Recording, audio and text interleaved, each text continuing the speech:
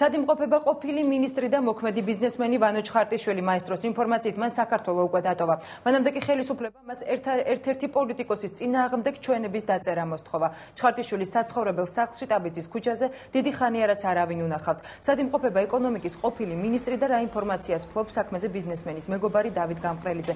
ცლად ნახეთ მაესტროს ახალ ამბებში 9 საათზე. ვანო ჩემი დიდი ხნის მეგობარია, მაგრამ მე ვიცი რომ ის არის საზღვარგარეთ, თავის საქმეზე წასული. უკავშირდება თუ არა ეს რაიმე ფორმით ხელისუფლებასთან პრობლემებს, მე ვერ გეტყვით.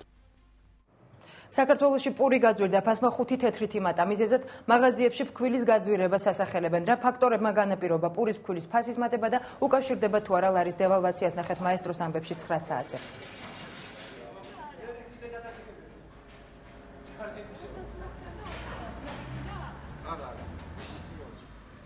მოიმატა, კი არ უნდა იმატებდეს, უნდა იყლებდეს, სოდონი ვართ ეს პენსიონერი ხალხი. 88 წლის ქალი ვარ და პური ვერ მიყიდინა ნორმალური. ბატონის პური, რომელიც გახდა 40 თეთრად ყიდით. მანამდე რა? მანამდე ჩოყიდით 35-დან. სოფლის მეურნეობის მინისტრი ბაკურ კვეზერელი პურის გაძვირებას კატეგორიულად უარყოფს და აღნიშნავს, რომ ფასები სტაბილურია. ამას გარდა პურზე ფასის მატებას მომავალშიც გამორიცხავს. ბატონი ფედერიკო კასტელუჩი არის ამ ორგანიზაციის არ ძვირდება. როგორც ისე წლის ამ პერიოდში მთელ მსოფლიოში იღებენ მოსავალს, მათ შორის საქართველოშიც უახლოეს დღეებში დაიწყება ალაობა, შესაბამისად ხორბლის და ფქვილის ფასი იქნება მყარი და სტაბილური, რაც ბუნებრივია ვერ მოახდენს გავლენას პურის ფასზე ან პურის გაძვირებაზე. ამასთან ალკოჰოლური სასმელები ძვირდება სპირტიან სასმელებზე აქციზის გადასახადი ორმაგდება ცვლილებას ახალი საგადასახადო კოდექსის პროექტი ითვალისწინებს. ფინანსთა მინისტრი კახა ბაინდურაშვილის თქმით აქციზის გადასახადი არ შეეხება ღვინოს და აღნიშნავს, რომ აქციზის გაძვირება სასმელის ღირებულებაზეც აისახება. მისივე თქმით მთავრობა დღეს გადამხდელთა ქვედაზღვარის ორჯერ გაზრდაზე შეგნებულად მიდის, ხოლო ბიუჯეტისთვის დაკლებული თანხების კომპენსაცია საგადასახადო წნეხის აქციზურ საქონელზე გადატანით მოხდება. სოფლის მეურნეობის მინისტრის განმარტებით კი საგადასახადო კოდექსში ცვლილებების მიზეზი სახელმწიფოს მხრიდან ღვინის ბიზნესის ხელშეწყობა. საგადასახადო კოდექსის პროექტის მიხედვით 1 ლიტრი არაყის აქციზის გადასახადი 3 ლარით, ლიქიორზე 4 ლარითა და 60 თეთრით, ლუძზე კი 40 თეთრით განისაზღვრება. ერთ-ერთი მიზეზი ესეც გახლავთ ამ ცვლილების, რადგან ღვინოს აქვს განსაკუთრებული როლი და განსაკუთრებული ნიშა, ესე ვთქვათ, ჩვენს ბაზარზე. ძირითადი ალკოჰოლური პროდუქციის საწარმოები აწარმოებენ ღვინოს და სხვა ალკოჰოლურ პროდუქციას, ასე რომ მე მგონი დიდ გავლენას მათ ფასებზე ეს არ მოახდენს. სოფლიოში შეიმჩნევა ტენდენცია, რომ მომხმარებელი მაღალსპირტიანი სასმელებიდან გადადის უფრო დაბალსპირტიან სასმელებზე და პირველ რიგში ღვინოზე. ვინც მაღალსპირტიან სასმელებს აწარმოებს, ეს გარკვეულწილად არის შემოფერხებელი, თუმცა ალბათ ისინიც დაიწყებენ შედარებით დაბალფასიან პროდუქციის წარმოებას.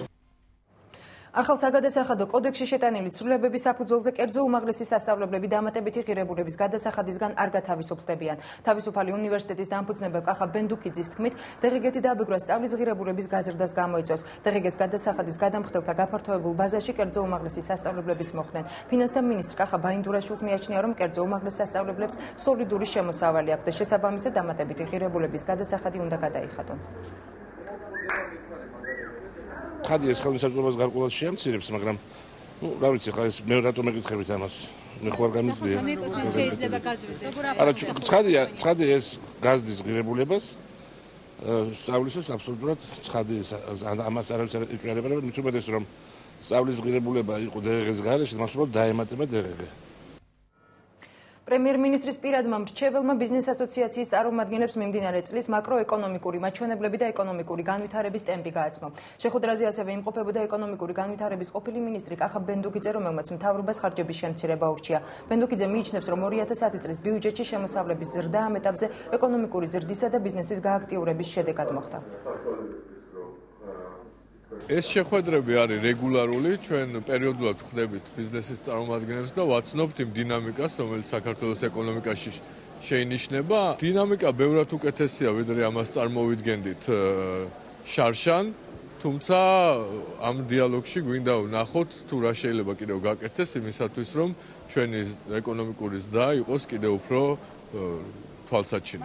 ბიზნესიდან თუ გამოვალთ, ვატყობთ, რომ არის დარგები, სადაც არის გაუმჯობესება, მაგალითად ჩვენ ხედავთ, რომ სამშენებლო სექტორში არის გაუმჯობესება, დინამიკა უკეთესია ვიდრე წინა წლის იგივე პერიოდში, საბანკო სექტორში ნამდვილად უკეთესი მდგომარეობა, ზოგიერთ ვაჭრობის ესე იგი დარგებში არის გაუმჯობესება, არის სექტორები, სადაც მძიმე სიტუაცია, განსაკუთრებით იქ, სადაც თქვა ინვესტიციებთან გვაქვს, ინვესტიციებთან დაკავშირებული თქვა შედეგები, ვიცით, რომ პირველი კვარტალში ინვესტიციები საკმაოდ მცირე იყო.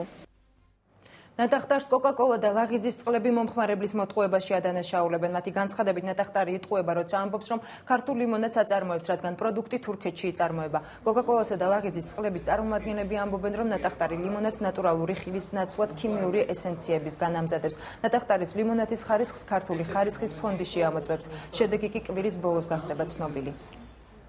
იმიტომ არსებობს სახელმწიფო და შესაბამისი სტრუქტურები და იმიტომ ნახოთ ახლა ლაბორატორია. თავი არის ის, რომ დასადგენი არის პროდუქციის შესაბამისობა ეტიკეტთან და ამდენად გადაცემულია პროდუქციის სათალო ქსელიდან ამოღებულია სამი სახეობის ლიმონადი, ნატახტარის და ველოდებით პასუხებს, რის შედეგადაც შემდეგ უკვე ექსპერტები დაადგენენ ეტიკეტთან შესაბამისობას და გავაკეთებთ განცხადებას.